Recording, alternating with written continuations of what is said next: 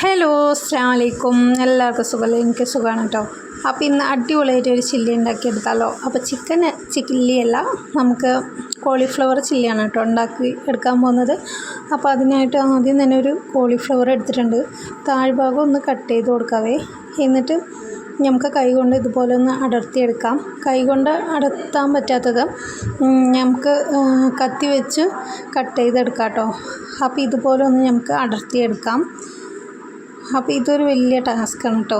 ഇത് കഴിഞ്ഞാൽ തന്നെ പാതി പണി കഴിഞ്ഞു കേട്ടോ. അപ്പോൾ ഒന്ന് ഇതുപോലെ കൈകൊണ്ടും കത്തി കൊണ്ടും ഒക്കെ ഒന്ന് നമുക്ക് അടർത്തിയെടുക്കാം. ഇത് അപ്പോൾ അടിപൊളി ടേസ്റ്റാണ്. ഇതുപോലെ ഒന്ന് ട്രൈ ചെയ്ത് നോക്കാം. സിമ്പിളായിട്ട് ഉണ്ടാക്കാൻ പറ്റിയ ഒരു അടിപൊളി കോളിഫ്ലവർ ചില്ലിയാണ് കേട്ടോ. അപ്പോൾ മസ്റ്റായിട്ടൊന്ന് ഇതുപോലെ ഒന്ന് ട്രൈ ചെയ്ത് നോക്കാം. എന്നിട്ട് ഫീഡ്ബാക്ക് അറിയിക്കാം കേട്ടോ.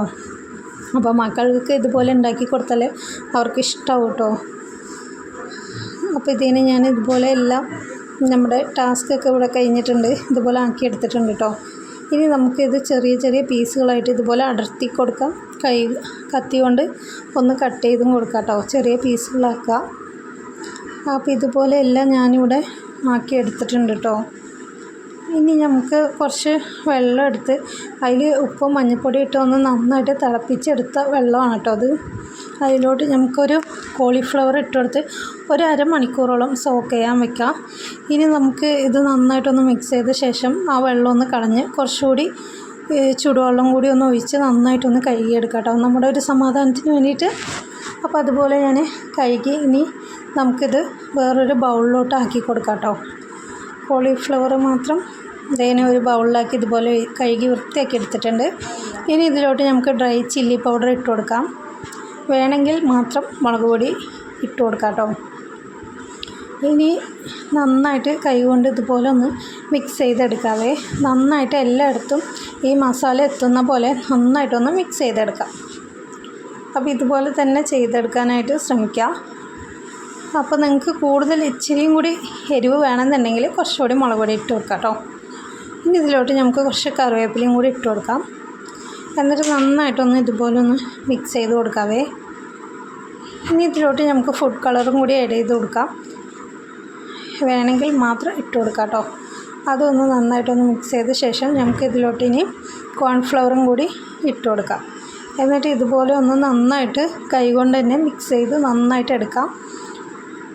അപ്പോൾ ഇതുപോലെ എന്തായാലും ഒന്ന് ട്രൈ ചെയ്ത് നോക്കട്ടോ. എത്ര സിമ്പിളാണല്ലേ.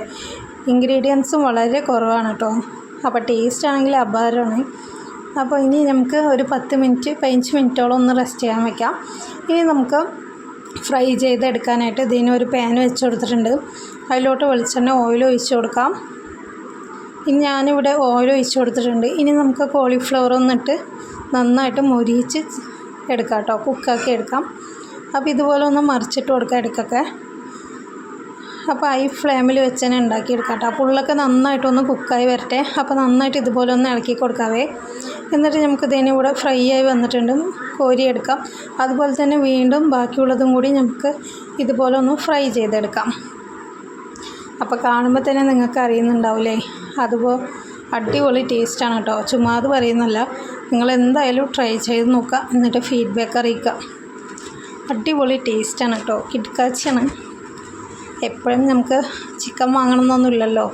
അപ്പോൾ ചിക്കൻ വാങ്ങാൻ പറ്റാത്ത സമയത്തൊക്കെ ഇതുപോലെ ഉണ്ടാക്കി കഴിക്കുക. അതുപോലെ തന്നെ കോളിഫ്ലവർ കഴിക്കുന്നത് ഹെൽത്തിയാണ്. അപ്പോൾ ഇതിന് നമ്മുടെ കോളിഫ്ലവറൊക്കെ ഇവിടെ കുക്കായി വന്നിട്ടുണ്ട്. ഇനി നമുക്കത് കോരി മാറ്റാം കേട്ടോ. അപ്പോൾ ഇതുപോലെ ഉണ്ടാക്കാൻ വളരെ എളുപ്പത്തിൽ മക്കൾക്ക് സ്കൂളിൽ കൊണ്ടുപോകാനൊക്കെ നമുക്ക് ഇതുപോലെ ഉണ്ടാക്കി കൊടുക്കാനായിട്ട് പറ്റും കേട്ടോ. അപ്പോൾ ഇതിന് അതും കൂടി നമ്മൾ കോരി മാറ്റിയിട്ടുണ്ട്. അപ്പോൾ ഇതാണ് കേട്ടോ, കണ്ടില്ലേ. അപ്പോൾ അടിപൊളി ടേസ്റ്റാണ്. മസ്റ്റായിട്ട് ട്രൈ ചെയ്തേക്കാം. Thanks for watching.